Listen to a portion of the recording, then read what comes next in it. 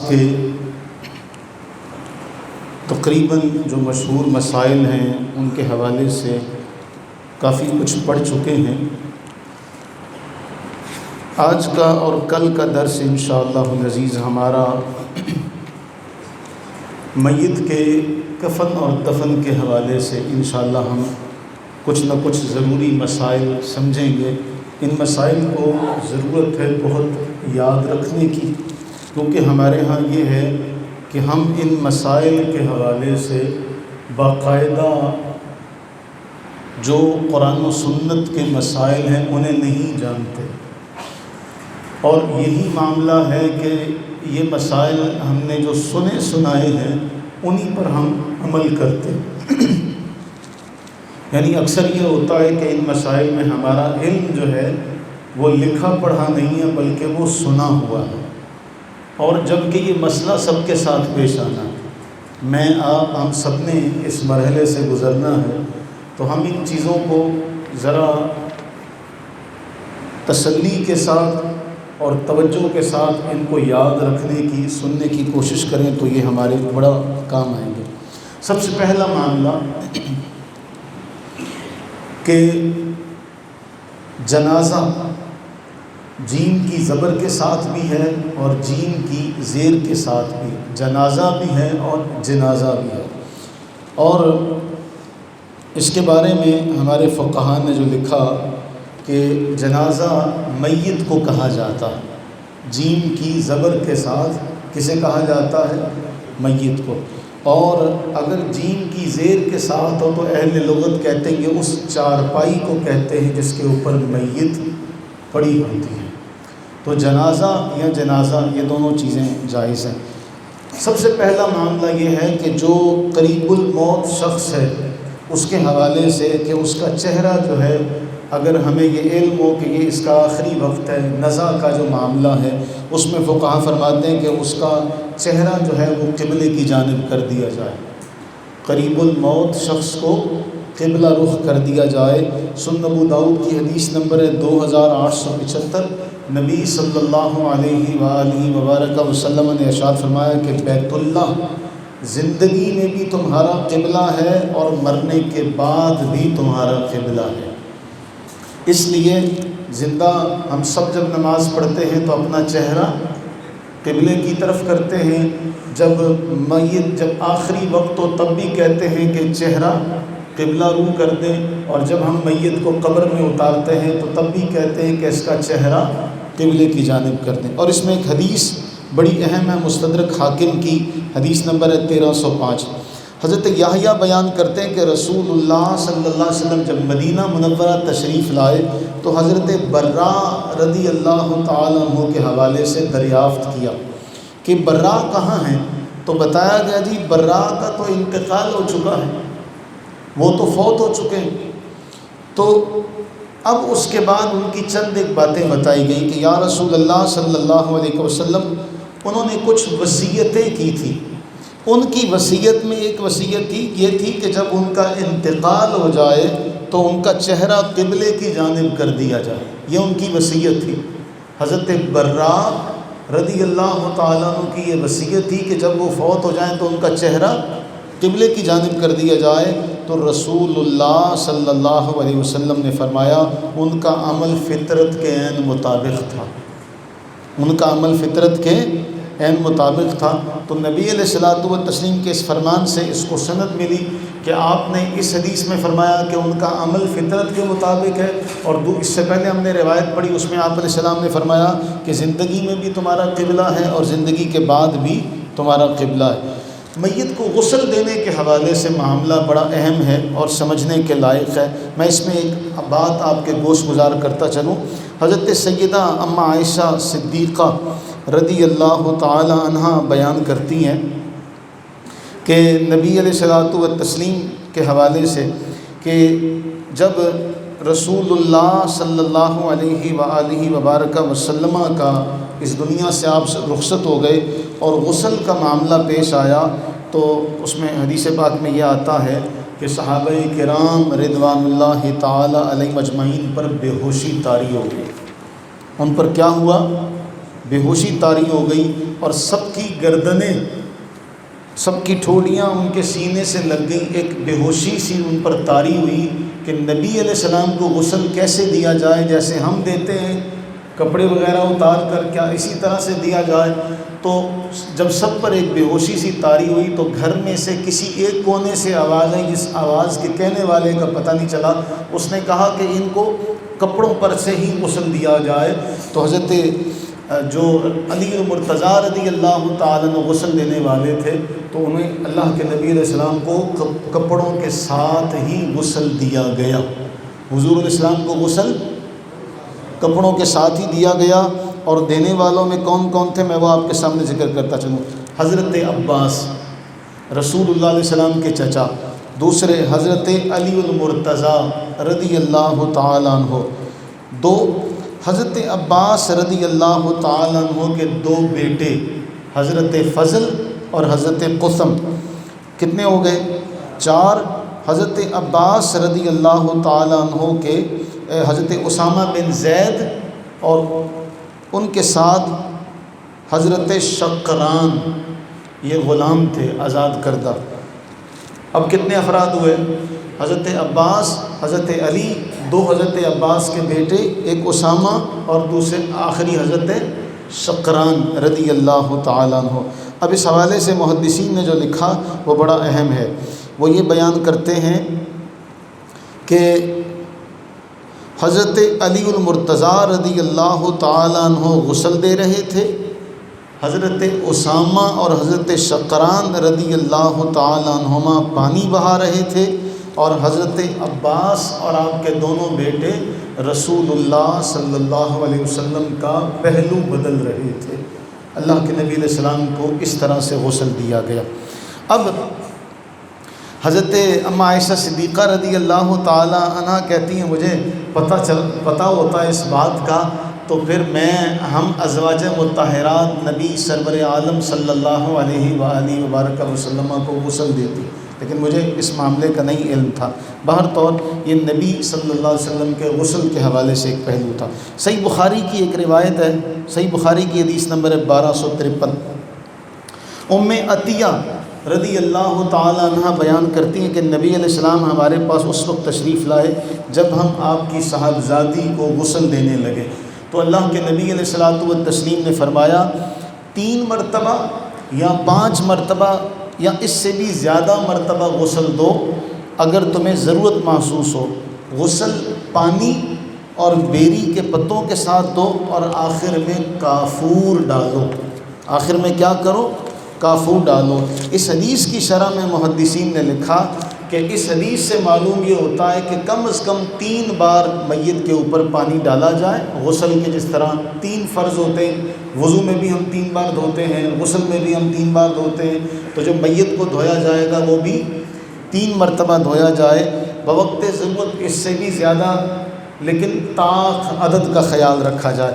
ایک بڑی اہم بات، چونکہ اس زمانے میں اس سے پہلے بھی متعدد مرتبہ یہ آپ کے گوش گزار کر چکا ہوں، کیونکہ اس زمانے میں عام طور پہ جس طرح ہمارے ہاں صابن وغیرہ، شیمپو وغیرہ ہے، اس زمانے میں یہ موجود نہیں تھا، اور عموماً لوگ بیری کے پتے جو تھے ان سے نہایا کرتے تھے کیونکہ اس میں جھاگ بہت ہوتی ہے۔ تو محدثین اور ائمہ فقہاء نے یہ لکھا یہ صرف نظافت کے لیے ہے، صفائی کے لیے ہے، ورنہ آپ کے پاس صابن وغیرہ ہے، شیمپو وغیرہ ہے تو آپ وہ استعمال کر سکتے ہیں، بیری کے پتوں کی کوئی حاجت ضروری نہیں ہے۔ کہ یہ سمجھنا کہ جی یہ فرض یا واجب ہے، تو اس کا مقصد یہ تھا کہ اس دور میں استعمال ہی یہ ہوتے تھے اور اس کے علاوہ کوئی اور شے نہیں تھی۔ اس طرح آپ جانتے ہیں پہلے وقتوں میں جب ہمارے ہاں سر دھویا جاتا تھا تو عورتیں وہ آملہ، ریٹھا، سکاکائی اور ان کو پانی میں بھگو کے پھر ان سے وہ سر دھویا کرتی تھی، تو اب تو وہ معاملہ نہیں رہا، اب شیمپو آ گیا اور ہم شارٹ کٹ استعمال کرتے ہیں راستہ۔ تو جس طرح ہم زندوں کا معاملہ ہے اسی طرح فوت شدگان کا معاملہ ہے، اس حوالے سے کوئی اتنا نہیں ہے کہ ہم وہ کہیں کہ جی اب وہ بیری کے پتوں سے ہی غسل دیا جائے گا۔ اور ہمارے ہاں وہ جو سیانی عمر کی عورتیں ہیں وہ اس موقع پر امام ابن جوزی اور امام غزالی بن جاتی ہیں، لے آؤ بیری دے پتے لاب کے جتوں مرضی۔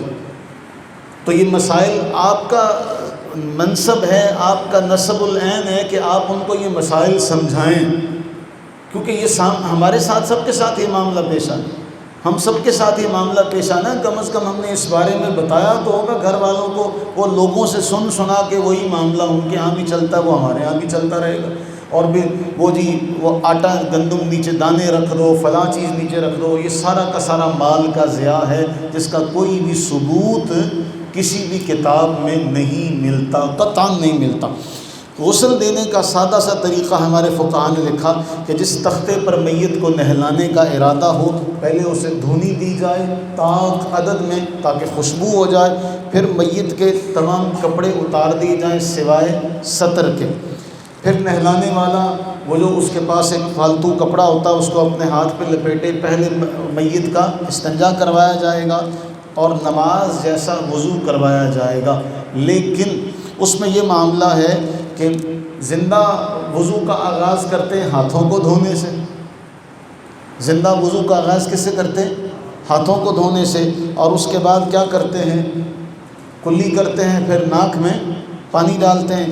لیکن جو فوت شدہ ہے اس کو کوئی دوسرا شخص غسل کرواتا ہے تو اس کے لیے کیا ہے، کوئی کپڑا بھگو لیا جائے یا روئی جو ہے وہ بھگو لی جائے، وہ دانتوں کو مسوڑے اس سے صاف کر لی جائیں، اسی طرح ناک کے نتھنوں میں ڈال لی جائے، دائیں طرف پانی بہایا جائے پھر بائیں طرف پانی بہایا جائے، یہ 3 مرتبہ پانی بہایا جائے، اس سے اس کی سنت ادا ہو جائے گی۔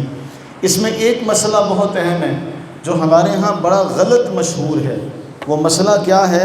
وہ مسئلہ یہ ہے، ہمارے چونکہ آپ لوگوں نے تو کبھی اس بارے میں پوچھا نہیں، جا کے پوچھیے گا، ہمارے ہاں یہ مسئلہ ہے کہ اگر عورت ناپاک ہے اپنے مخصوص ایام کی وجہ سے، جو اس کے 2 معاملات آتے ہیں، ایک وہ پیدائش کے بعد کا جو معاملہ ہوتا ہے، دوسرا جو ماہانہ اس کا معاملہ ہوتا ہے، یہ تو 2 حالتیں ہیں، تیسری وہ کہ کسی پر غسل واجب ہو گیا حق زوجیت کی وجہ سے۔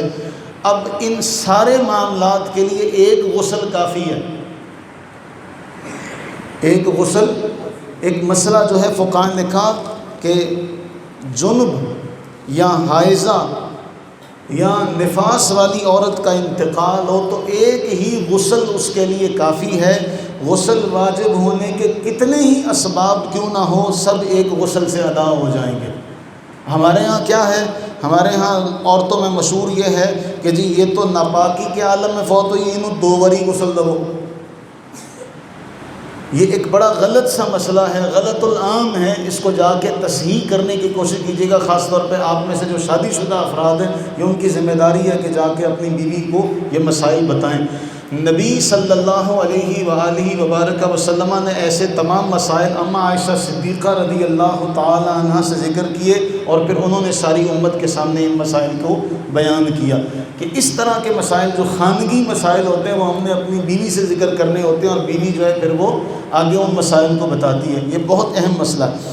اب ایک اور معاملہ ہے کہ غسل دینے کے بعد اگر نجاست نکل آئے، کیونکہ اعضاء ڈھیلے ہو جاتے ہیں، غسل دے کے فارغ ہو چکے تھے، دوبارہ نجاست نکل آئی، تو اب اس کے بارے میں فقہاء نے یہ لکھا ہے، سیدی اعلیٰ حضرت کا اس پر فتویٰ بھی ہے، اور صدر الشریعہ صاحب بہار شریعت نے بھی اس پہ لکھا کہ جی عموماً لوگ یہ کہتے ہیں کہ 3 بار غسل دینا چاہیے۔ وہ کہتے ہیں غسل 3 بار نہیں ہوتا، 3 بار غسل دینے کا مطلب یہ ہے کہ 3 بار ہر جگہ پانی بہایا جائے۔ ابھی ہم نے پڑھا تھا ام عطیہ رضی اللہ عنہ کے حوالے سے کہ اللہ کے نبی علیہ السلام نے کیا فرمایا تھا، 3 بار 5 بار یا 7 بار اس کو غسل دو۔ تو 3 یا 5 یا 7 سے مطلب کیا ہے کہ اتنی بار پانی بہایا جائے۔ اگر یہ کہا جائے کہ 1 بار پورا نہلا لیا، پھر پورا نہلا لیا، پھر پورا نہلا لیا، تو سیدی صاحب صدر شریعہ صاحب بہار شریعت لکھتے ہیں یہ تو لغو معاملہ۔ تو 3 بار کا مطلب یہ ہے کہ ہر جگہ 3 بار پانی بہایا جائے گا، یہ معاملہ ادا ہو جائے گا۔ اب وہ جو ہے کہ نجاست نکل آئی تو فقہاء نے یہ لکھا ہے کہ 1 بار غسل دینے کے بعد اگر نجاست کہیں سے ظاہر ہو جاتی ہے تو صرف اس نجاست کو صاف کر دیا جائے، اس نجاست کو دھو دیا جائے، کافی ہے۔ اب یہ نہیں ہے کہ جی اب نجاست ظاہر ہو گئی ہے اب دوبارہ نئے سرے سے غسل دو۔ ہمارے ہاں عمومی اور ایسے مسائل میں ہمارا حال وہی ہوتا ہے کہ جو نہلانے والا شخص ہوتا ہے اس کو نہ دین کی کوئی الف بے کا نہیں پتہ ہوتا. آپ بھی سارے اس بات کو جانتے ہیں کہ ہمارے ہاں نہلانے والا وہ شخص ہوتا ہے جس کو نہ پاکی نہ پلیدی کے مسائل کا پتہ، نہ اس کو جنازے کے فرائض کا پتہ. اور یہ باقاعدہ ذہن میں رکھیں کہ یہ کوئی ایسا شخص ہوگا جو گھر کا کوئی فرد ہو. ضروری نہیں ہے کہ کوئی باہر کا کوئی شخص آئے گا اور وہ نہلائے گا. ہمارے ہاں یہ ہے کہ جی بندہ ڈھونڈو جس نے نہلوانا ہے، جو نہلائے گا بندہ ڈھونڈو. اور انہوں نے بھی ایسا ایسی ایک فضا بنائی ہوئی ہے کہ وہ پہلے کہہ دیتے ہیں جی تم لوگوں نے نہیں نہلانا، ہم نے نہلانا، یہ جی ہمارا حق ہے. یہ کسی کا حق نہیں ہے، یہ صاحب خانہ جو گھر والے ہیں ان کا حق ہے کہ پہلے وہ نہلائیں، کیونکہ انہوں نے ساری زندگی اس کے ساتھ گزاری ہے. ان کا حق زیادہ ہے بجائے اس کے کہ کوئی اور باہر سے اس کو تلاش کریں اور تلاش کر کے پھر اس کو انتظام لائیں کہ جی تو نے آ کے نہلانا. اور ہمارے یہاں یہ مسئلہ بھی ہے، جا کے پوچھ لیجیے گا کننے والا نوانا. وہ جس کو آپ باہر سے بلاتے ہیں وہ یہ پوچھتا ہے بھی کننے والا نوانا دسو. پھر اس میں ایک اور معاملہ فقہا نے لکھا، غسل میت کے لیے ایسے ہی ایک فضا بنا دی گئی ہے جی کورا برتن لے کے آؤ. کیا لے کے آؤ؟ کورا برتن لے کے آؤ، کچے برتن لے کے آؤ. کوئی اس طرح کی شرط شریعت مطہرہ میں نہیں ہے کہ کورا برتن ہو. سمجھ رہے ہیں کورا برتن کہ جی نیا برتن جس کو پہلے استعمال نہ کیا گیا، اور وہاں سے جاتے ہیں پلاسٹک کے برتن لے آتے ہیں یا مٹی کے برتن لے آتے ہیں، بعد میں ان کو توڑ دیتے. فقہا نے لکھا اس کی کوئی ضرورت نہیں. جو گھر کے استعمال کے برتن ہیں بھئی، جن سے ہم زندہ نہاتے ہیں، غسل نہیں کرتے، ہم نہا کے نماز پڑھنے نہیں آتے، تو ہم پاک ہو کے نہیں آئے ہوئے جس سے آپ ساری زندگی نہاتے رہے. اب کیا معاملہ ہوا کہ اس بالٹی میں اب فوت ہی ہوئے ہیں بھئی، جس بالٹی سے، جس ٹب سے، جس مگے سے میں ساری زندگی نہاتا رہا، یا زندگی میں جس سے نہاتا رہا، اب میں فوت ہو گیا ہوں تو اب میں اس سے نہیں نہا سکتا. اب حکم ہے جی نیا برتن لے کے آؤ، نیا لوٹا نکالو، اور جی بعد میں وہ برتن جو ہے اس کو یا تو توڑ دیا جائے یا نوانا لے جائے. کہانی سمجھنے والی ہے، کہانی یہ سمجھنے والی ہے کہ اس کے چونکہ اس کی جیب میں جا رہا ہے، وہ اس کا بینیفیشری ہے. جو جس معاملے میں بینیفیشری ہو وہ اصل مسئلہ تو کبھی بھی نہیں بتائے گا. تو اس لیے اس کی کوئی حاجت نہیں ہے. گھر کے برتن جن سے ہم نہاتے ہیں ان سے غسل دیا جا سکتا ہے. ایک بات. دوسری بات، ہمارے ہاں یہ معاملہ بھی عام ہے کہ جس جگہ پر غسل دیا جائے وہ کہتے ہیں جی اب ہم نے اس کو یہاں میت کو نہلایا ہے تو اب 40 دن یہاں پہ روشنی کی جائے، وہ میت آئے گی، وہ دیکھے گی. وہ بھئی یہ سارے کے سارے ہندوؤں والی رسمیں ہیں. اور اس پر میں نے جو فتویٰ ہے وہ اپنے پیج کے اوپر شیئر کر دیا ہے صبح، کہ جس جگہ میت کو غسل دیا جائے وہاں بلا ضرورت ایک لمحے کے لیے بھی اگربتی یا شمع وغیرہ جلانا بلا وجہ مال ضائع کرنا ہے، جو کہ جائز نہیں. حدیث پاک میں آتا ہے کہ رسول اللہ صلی اللہ علیہ وسلم نے مال کو ضائع کرنے سے منع کیا. تو آپ اللہ کے نبی کی نافرمانی کر رہے ہیں کہ فرما برداری کر رہے ہیں. تو اس لیے ہاں میت جہاں رکھی ہوئی ہے، جہاں غسل دیا جا رہا ہے، وہاں پہلے خوشبو وغیرہ سلگائی جاتی ہے. اس لیے اس کا مقصد کیا ہے؟ اس کا مقصد یہ ہے کہ وہاں میت جو ہے اس کے تو بس میں نہیں ہے، اس کے پیٹ سے کوئی نجاست وغیرہ نکلے تو ماحول میں بدبو نہ ہو، تعفن نہ پھیلے، اس لیے وہاں خوشبو کا اہتمام کیا جاتا ہے. تو اس خوشبو کا مردے سے تعلق نہیں ہے، اس خوشبو کا مردے سے تعلق نہیں، وہ تو ماحول کے لیے ہوتی ہے کہ بھئی بدبو آئے گی تو سارا ماحول جو ہوگا وہ تعفن زدہ ہو جائے گا، نہلانے والا بھی وہ منہ بنائے گا، اس لیے وہاں خوشبو لگائی جاتی ہے. جب اس کو نہلا دیا جائے تو پھر بعد میں یہ ہے کہ اس کے اوپر کافور لگا دی جائے یا کوئی خوشبو جو ہے اعلیٰ وہ خوشبو لگائی جا سکتی ہے. اس میں ایک مسئلہ جو ہے وہ اور بھی یاد رکھیں کہ بعض فقہا سے یہ سوال کیا گیا کہ جی ہمارے ہاں زندگی میں بعض لوگ کفن تیار کر کے رکھتے ہیں تو اس کو زمزم سے دھویا جاتا ہے. تو بعض فقہا نے یہ لکھا ہے بطور تبرک اگر کوئی ایسا کرتا ہے تو اس جائز ہے، اس میں کوئی قباحت والی بات نہیں، لیکن یہ ضروری نہیں ہے. ہمارے علماء ہیں وہ یہ کہتے ہیں اصل میں ہمارے ساتھ ہمارے اعمال ہیں، ہمارے ساتھ ہمارے، جس طرح حدیث میں آتا ہے کہ اس کے لیے اس کے نیک اعمال کا سایہ، یہ باقی چیزوں کی ان کی کوئی میت کو کوئی حاجت نہیں ہے، وہ تو بیچارہ اب اپنے معاملات کے لیے ہے، اسے نہ ان چیزوں کی حاجت ہے نہ ان چیزوں کی ضرورت ہے۔ اس کے بعد جو اگلا مرحلہ ہے دفن کے حوالے سے وہ ہم کل سمجھیں گے۔ اللہ تعالیٰ سے دعا ہے کہ اللہ تعالیٰ جل وعلا ہمیں صحیح طور پر ان مسائل کو جاننے، یاد رکھنے کی توفیق عطا فرمائے۔ آمین ثم آمین۔